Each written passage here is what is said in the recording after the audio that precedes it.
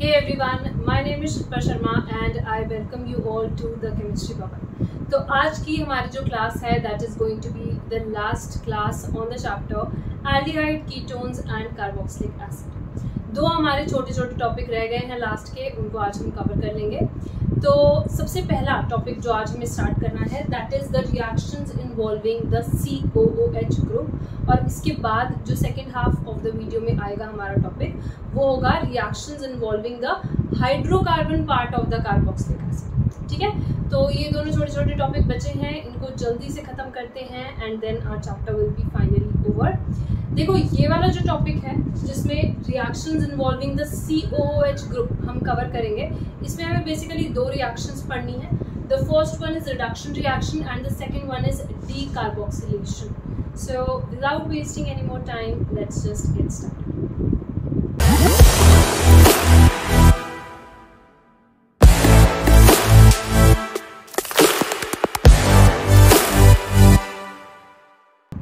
देखो सबसे पहले हम यहाँ पे बात कर रहे हैं रिडक्शन रिएक्शन की।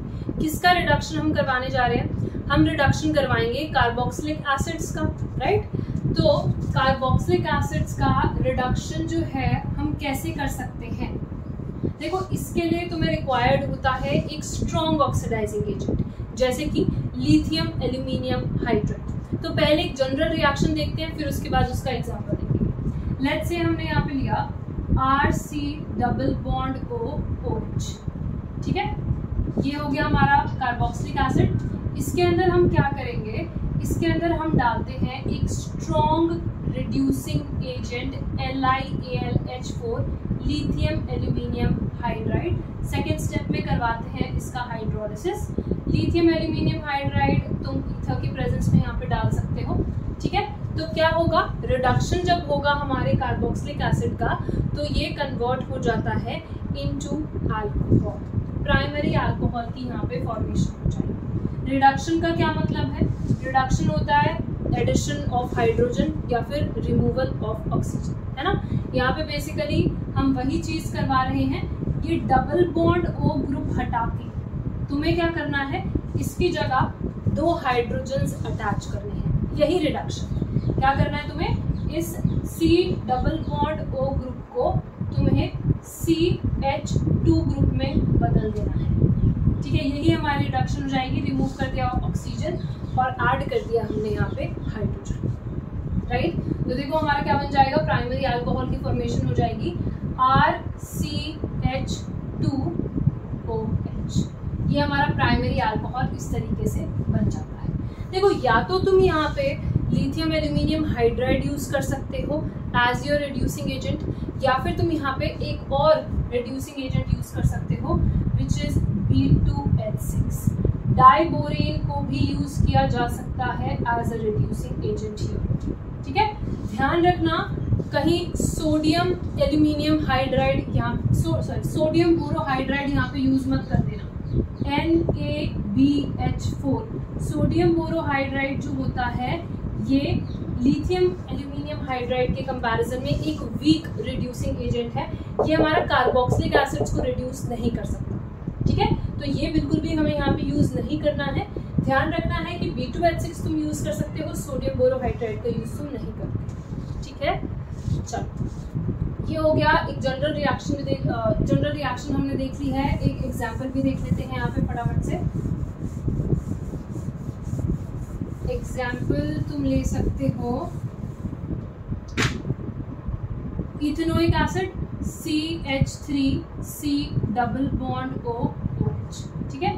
तो अगर इसका हमने रिडक्शन करवाया B2H6 in the presence of ether, ठीक है, हाइड्रोलिसिस, तो ये क्या हो जाएगा? ये हमें दे देगा इथेनॉल CH3CH2OH। सिंपल, ठीक है, बहुत सिंपल सी रिएक्शन है। हो गया हमारा रिडक्शन। इसके बाद चलते हैं सेकेंड रिएक्शन पे विच इज डीकार्बोक्सिलेशन। डीकार्बोक्सिलेशन क्या मतलब है? डी का मतलब क्या होता है? डी का मतलब होता है रिमूवल, ठीक है। डी का मतलब होता है रिमूवल। किस चीज को रिमूव कर रहे हैं हम यहाँ पे? हम यहाँ पे रिमूव कर रहे हैं कार्बन डाइऑक्साइड, ठीक है। तो रिमूवल ऑफ कार्बन डाइऑक्साइड हमारा यहाँ पे हो रहा है। देखना ज़रा ध्यान से कैसे कार्बन डाइऑक्साइड के मॉलिक्यूल को हम रिमूव करेंगे। सेकेंड रिएक्शन अब हम देख रहे हैं डीकार्बोक्सिलेशन। तो सबसे पहले तो इसके अंदर भी हम दो तरीके की रिएक्शंस पढ़ने वाले हैं, ठीक है। कौन कौन सी? या तो हम यहाँ पे सोडा लाइम की प्रेजेंस में रिएक्शन करवा सकते हैं, या फिर हम यहाँ पे कोल्ब्स इलेक्ट्रोलिसिस करवा सकते हैं, ठीक है। या तो सोडा लाइम की प्रेजेंस में रिएक्शन होगी या फिर कोल्ब्स इलेक्ट्रोलिसिस यहाँ पे करवाया जाता है। दोनों ही रिएक्शन जो है हम पढ़ते हैं क्लास 11th में। अगर याद नहीं है तो कोई दिक्कत नहीं है, मैं अभी बता ही दूंगी, ठीक है। ये वाली जो रिएक्शन है ना सोडा लाइम वाली, ये तुम्हारी बेसिकली यूज हो जाती है ड्यूरिंग द कन्वर्जन्स। जब कन्वर्जन्स पढ़ते हैं ना हम, उस टाइम पे इसकी काफ़ी ज़्यादा इंपॉर्टेंस होती है। आ जाओ देखें एक एक करके इनको समझते हैं दोनों को। तो सबसे पहले हम स्टार्ट करेंगे सोडा लाइम वाली रिएक्शन से डीकार्बोक्सिलेशन के अंदर, ठीक। तो देखो हमें पता है स्टार्टिंग मटेरियल क्या लेना पड़ता है। जब भी हम डीकार्बोक्सिलेशन करवा रहे हैं सोडा लाइम से या फिर कोल्ब्स इलेक्ट्रोलिसिस से, तो यहाँ पे स्टार्टिंग मटेरियल हमें लेना पड़ता है कार्बोक्सिलिक एसिड का सॉल्ट, ठीक है। कार्बोक्सिलिक एसिड डायरेक्टली नहीं लोगे, उसका सॉल्ट लोगे। तो जैसे कि लेट्स से मैंने यहाँ ले लिया CH3C double bond O minus Na plus या ONA। तो ये क्या है? ये है हमारा सोडियम एसीटेट या फिर सोडियम इथानोएट भी बोल सकते हैं, ठीक है। तो सॉल्ट ऑफ कार्बोक्सिलिक एसिड लिया है। सॉल्ट ऑफ कार्बोक्सिलिक एसिड को किसके साथ रिएक्ट करवाओगे? सोडा लाइम के साथ। सोडा लाइम क्या होता है? सोडा लाइम हमारा होता है NaOH और कैल्शियम ऑक्साइड का मिक्सचर इन 3:1 रेशो। इसी को हम बोलते हैं सोडा लाइम, ध्यान रखो, ठीक है। 3:1 में लिया जाता है NaOH और CaO, इसी को हम बोलते हैं सोडा लाइम। अब क्या करेंगे, यहाँ पे तुम्हें CO2 का मॉलिक्यूल बाहर निकालना है ना। तो होता क्या है, CO2 का मॉलिक्यूल किस फॉर्म में बाहर निकलता है? यहाँ पे वो एक सॉल्ट की फॉर्म में बाहर निकलता है। तो देखना जरा Na2, यहाँ पे ये एक Na, ये एक Na, क्या बन गए? 2 बार Na, तो ये हो जाएगा Na2, ठीक है। अब CO3, कार्बन ऑक्सीजन ऑक्सीजन और ये वाला भी ऑक्सीजन, ठीक है। कार्बन ऑक्सीजन ऑक्सीजन ऑक्सीजन, 3 बार ऑक्सीजन हो गए ना, तो 1 बार कार्बन और 3 बार ऑक्सीजन। तो ये पूरी एंटिटी यहाँ से बाहर हो जाती है। ये वाला पोर्शन और ये वाला पोर्शन, ये सारा हमारा बाहर हो जाएगा Na2CO3, और बचा हुआ पोर्शन जो है वो हमारा प्रोडक्ट होगा CH3 और हाइड्रोजन। CH3 और हाइड्रोजन मिलकर क्या बनाएंगे? CH4 methane. तो डीकार्बोक्सिलेशन जब हम करवाते हैं अपने सॉल्ट का, ठीक है, तब क्या होगा? तब हमें एक हाइड्रोकार्बन मिलता है, और ऐसा हाइड्रोकार्बन मिलता है जिसके अंदर इनिशियल रिएक्टेंट के कंपैरिजन में एक कार्बन आटम कम होगा। देखो ना, यहाँ हमारे सोडियम एसीटेट में कितने कार्बन आटम्स थे? 1 2। जो हाइड्रोकार्बन मिला उसमें कितने हैं? एक ही है, मीथेन मिल रहा है। तो यहाँ पे प्रोडक्ट में एक कार्बन आटम कम मिलेगा तुम्हारे रिएक्टेंट के कंपैरिजन में। तो ये चीज़ ध्यान रखना, सोडा लाइम वाले रिएक्शन जब हमारा होगा तो एक कार्बन आटम कम मिलता है हमें प्रोडक्ट के अंदर, ठीक है। डन। अब हम चलेंगे आगे। ये पहली डीकार्बोक्सिलेशन हो गई हमारी।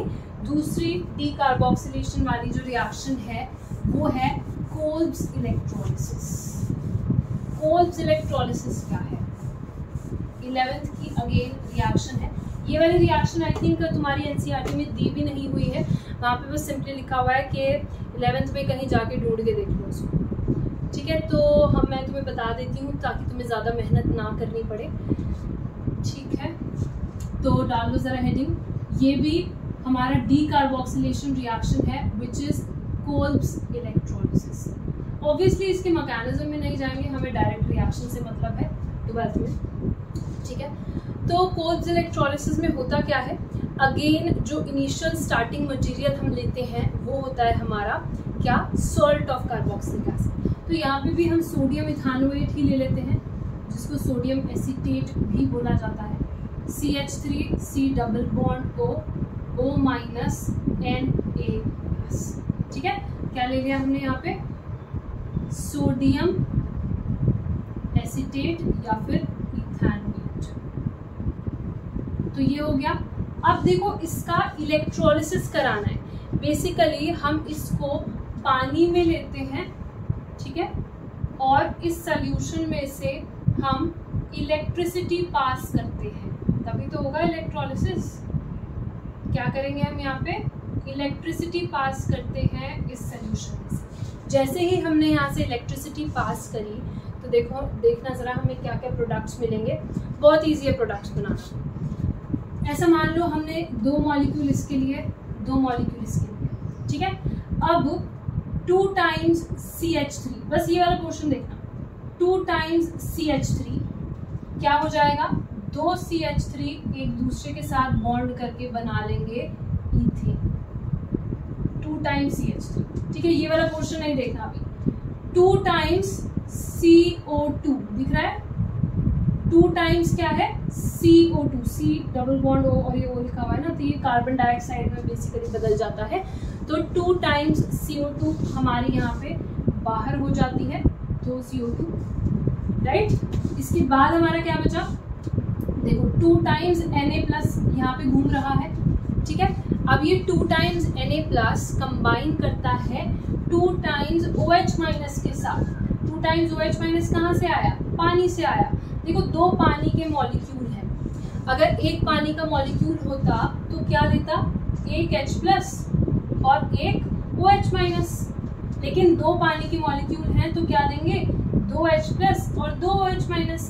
तो यहाँ पे 2 टाइम्स Na+ कंबाइन करेगा 2 टाइम्स OH- के साथ और हमें दे देगा 2NaOH, ठीक है। 2 टाइम्स Na+ कंबाइन करेगा 2 टाइम्स OH- के साथ, दे देगा 2 टाइम्स NaOH। और बस थोड़ा सा याद रख लेना कि जो 2 हाइड्रोजन के आटम तुम्हारे बचे हैं वो बेसिकली H2 गैस की फॉर्म में उड़ जाते हैं, ठीक है। यहाँ पे 2 गैस निकल रही है, CO2 भी और H2। तो ये तुम्हारी होती है कोल्ब्स इलेक्ट्रोलिसिस। इसमें और पिछले वाले जो डीकार्बोक्सिलेशन हमने करवाई है उसमें दोनों में क्या डिफरेंस है, देखो जो इससे पिछले वाला डीकार्बोक्सिलेशन किया था और जो ये वाला डीकार्बोक्सिलेशन रिएक्शन है, इन दोनों में बेसिक क्या डिफरेंस होता है। पिछले वाले में तो हमने देख लिया था कि जो हमारा प्रोडक्ट बन रहा था CH4, वो बेसिकली उसमें एक कार्बन आटम कम था, किसके कंपैरिजन में, हमारे रिएक्टेंट के कंपैरिजन में, है ना। लेकिन जो ये कोल्ब्स इलेक्ट्रोलिसिस होता है ना, इसमें तुमने ये चीज़ ऑब्जर्व करी, हमें कितने कार्बन आटम्स मिलते हैं। जैसे यहाँ पे जो हमारा एल्काइल ग्रुप है, सिर्फ यही वाला पोर्शन देखना, बाकी ये वाला पोर्शन मत देखना, C डबल बॉन्ड O वाला। जो हमारा एल्काइल ग्रुप है बेसिकली इसके double the number of carbon atoms मिलते हैं, ठीक है। ये पूरे कंपाउंड के double the number of carbon atoms नहीं कह रही मैं, सिर्फ एल्काइल ग्रुप के double the number of carbon atoms मिलते हैं, ठीक है। जैसे अगर हमने यहाँ पे ले लिया होता CH3 CH2 C double bond O -Na, तो इस केस में जो प्रोडक्ट मिलता वो क्या मिलता, इस एल्काइल ग्रुप के double the number of carbon atoms, यानी कि CH3 CH2 CH2 CH3, हमें यहाँ पे ब्यूटेन मिल जाता है, ठीक है। तो ये चीज़ थोड़ा सा नोट डाउन कर लेना कि एल्काइल ग्रुप में जितने भी कार्बन है उससे डबल हमें मिलेंगे अपने प्रोडक्ट के अंदर, ठीक है। तो चलो स्टार्ट करें with the substitution reaction in hydrocarbon part of the carboxylic acid. देखो इस टॉपिक के अंदर भी हमें 2 मेन रिएक्शंस पढ़नी है। पहली है हमारी हैलोजिनेशन रिएक्शन और दूसरी है हमारी रिंग सब्स्टिट्यूशन।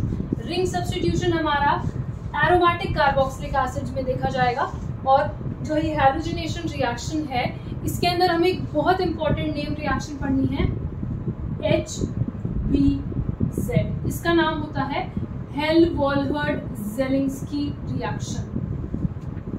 हेल-वॉलहर्ड-ज़ेलिंस्की रिएक्शन, जितना खतरनाक इसका नाम है उतनी ही ज़्यादा इजी ये रिएक्शन होती है। ठीक है, कुछ भी नहीं करना होता, महा इजी रिएक्शन है। देखो करेंगे क्या, स्टार्ट कर रहे हैं। हैलोजिनेशन करवाना है कार्बोक्सिलिक एसिड का हाइड्रोकार्बन पार्ट है ना। तो हम यहाँ पे एग्जाम्पल ले लेते हैं CH3 CH2 C double bond OH। ठीक है, ये कार्बोक्सिलिक एसिड हमने ले लिया। अब देखो इस कार्बोक्सिलिक एसिड के अंदर हम डालेंगे रेड फॉस्फोरस की प्रेजेंस में अपना हैलोजन आटम। पहले स्टेप पे क्या डालेगा, red phosphorus in the presence, red phosphorus डालेगा हैलोजन आटम के साथ। अब ये जो हैलोजन है या तो हमारा क्लोरीन हो सकता है या फिर हमारा ब्रोमीन हो सकता है। रेड फॉस्फोरस को जब क्लोरीन के साथ रिएक्ट कराओगे तो हमें यहाँ पे मिलेगा PCr3। अगर ब्रोमीन के साथ करवाया होता तो हमें मिल जाता PbR3। तो इन C2 रिएक्शन मिक्सचर के अंदर हम प्रिपेयर करते हैं ये दोनों कंपाउंड्स। ठीक है, जो भी हमने लिया है या तो Cr2 या तो Br, उसके अकॉर्डिंग हमारा बन जाएगा PCl3 या फिर PbR3। ठीक है, इन C2 मतलब रिएक्शन के अंदर ही हमने बनाया तो वो। और सेकेंड स्टेप में हम यहाँ पे पानी डालेंगे, हाइड्रोलिसिस। तो होगा क्या बेसिकली, देखना ज़रा ध्यान से, ये हमारा फंक्शनल ग्रुप है कार्बोक्सिलिक एसिड, राइट। इसका जो पड़ोसी कार्बन आटम होता है इसको बोलते हैं अल्फा कार्बन आटम। और अल्फा कार्बन आटम से जुड़े हुए जो हाइड्रोजन्स होते हैं इनको बोलते हैं अल्फा हाइड्रोजन आटम्स। तो यहाँ पे अल्फा हाइड्रोजन आटम्स सब्स्टिट्यूट हो जाते हैं बाय अ हैलोजन आटम। तो जैसे हमने लेट्स से यहाँ पे क्लोरीन ले लिया, ठीक है, तो क्लोरीन क्या करेगा, किसी भी एक अल्फा हाइड्रोजन आटम को यहाँ से सब्स्टिट्यूट कर देता है और हमें जो प्रोडक्ट मिलता है वो देखो क्या हो जाएगा, CH3। यहाँ पे लेट्स से हमने ये वाला सब्स्टिट्यूट कर दिया अल्फा हाइड्रोजन, यहाँ पे क्लोरीन आ गया, यहाँ पे ये एज इट इज, ये हमारा फाइनल प्रोडक्ट हो जाएगा और इसका नाम क्या हो जाएगा, अल्फा हैलो कार्बोक्सिलिक एसिड। क्योंकि अल्फा पोजीशन पे हैलो लगा है ना, और कौन सा हैलो लगा है, कौन सा हैलोजन है, क्लोरीन, तो ये हो जाएगा अल्फा क्लोरो कार्बोक्सिलिक एसिड। कौन सा कार्बोक्सिलिक एसिड है, मेथ एथ प्रो, तो इसका नाम दे देंगे अल्फा क्लोरो प्रोपेनोइक एसिड। ये होते हैं अल्फा हैलो कार्बोक्सिलिक एसिड्स। ठीक है, इतनी प्यारी, इतनी सिंपल सी रिएक्शन है, नाम इतना खतरनाक है। दिस इज HBZ रिएक्शन जिसमें एक अल्फा हाइड्रोजन सब्स्टिट्यूट हो जाता है सिंपली एक हाइड्रोजन आटम से, खत्म हो गया।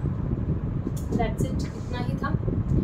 इसके बाद आती है हमारी रिंग सब्स्टिट्यूशन, बस वो लास्ट रिएक्शन है आज की, वो और देखिए। ठीक, तो रिंग सब्स्टिट्यूशन हमें यहाँ पे करवाना है, यानी कि इलेक्ट्रोफिलिक सब्स्टिट्यूशन रिएक्शन हम यहाँ पे करवाएंगे अपने एरोमेटिक कार्बोक्सिलिक एसिड्स का। एरोमेटिक कार्बोक्सिलिक एसिड जैसे कि बेंजोइक एसिड। ठीक है, तो बेंजोइक एसिड में ये जो रिंग है इसमें से किसी भी एक हाइड्रोजन, क्योंकि हमें पता है कि हर एक कार्बन आटम से हाइड्रोजन जुड़ा होता है ना, तो किसी भी एक हाइड्रोजन को हटा के उसकी जगह हमारा एक इलेक्ट्रोफाइल आके बैठ जाता है, इसी को बोलते हैं इलेक्ट्रोफिलिक सब्स्टिट्यूशन रिएक्शन। ठीक है, तो होगा कैसे रिएक्शन, देखो हम या तो यहाँ पे हैलोजिनेशन करवा के देख सकते हैं या नाइट्रेशन करवा के देख सकते हैं, देख लो दोनों ही। जैसे हमने यहाँ पे नाइट्रेशन करवाया, concentrated H2SO4 in the presence of concentrated HNO3। ठीक है, नाइट्रेशन करवाएंगे तो क्या होगा, NO2 ग्रुप हमारा अटैच हो जाता है। क्वेश्चन ये है कि कौन सी पोजीशन पे आके अटैच होगा, है ना, किस तरीके का ग्रुप है ये COOH।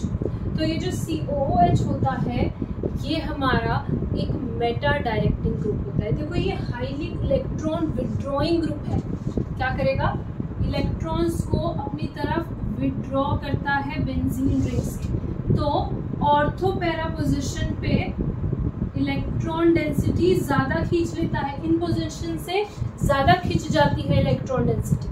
ठीक है, तो अब जो यहाँ पे हमारा इलेक्ट्रोफाइल जनरेट होगा NO2 प्लस, लेट्स से, है ना, नाइट्रेशन में NO2 प्लस ही निकलेगा, तो NO2 प्लस जो इलेक्ट्रोफाइल जनरेट होगा ये वैसे ही इलेक्ट्रॉन ढूंढ रहा है ना, तो इसको सबसे ज्यादा इलेक्ट्रॉन्स कौन सी पोजीशन पे मिलेंगे?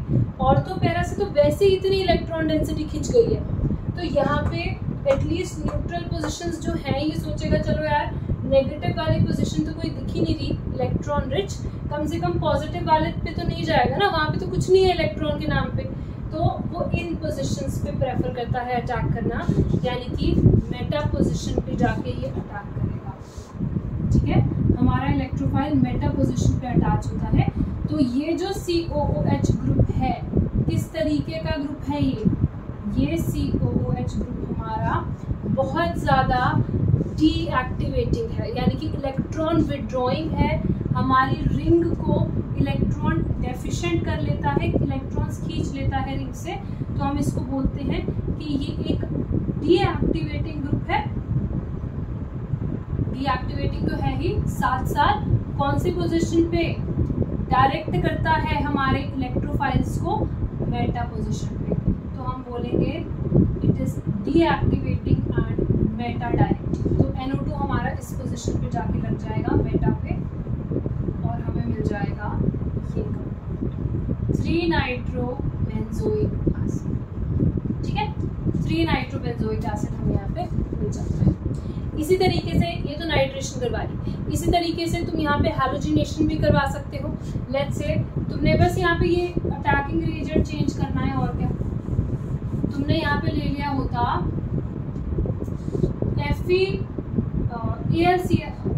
Br2, हाँ चलो हैलोजिनेशन करवा लो, तो Br2 तुमने ले लिया in the presence of FeBr3। ठीक, ये तुमने ले लिया तो क्या हो जाएगा, यहाँ पे ब्रोमीन हमारा अटैच हो जाएगा, bromine as a electrophile generate होगा, और ये हमारा इस पोजीशन पे जाके अटैच हो जाता है। ठीक है, ये हो गया डन। यहाँ से ना एक रीजनिंग क्वेश्चन पूछा जाता है। रीजनिंग क्वेश्चन ये है कि हमारे ये जो बेंजोइक एसिड होता है या एरोमेटिक कार्बोक्सिलिक एसिड होते हैं, ये फ्रीडल-क्राफ्ट्स रिएक्शन क्यों नहीं दिखाते? अब ये फ्रीडल-क्राफ्ट्स रिएक्शन क्यों नहीं दिखाते, इसका रीजन क्या होगा?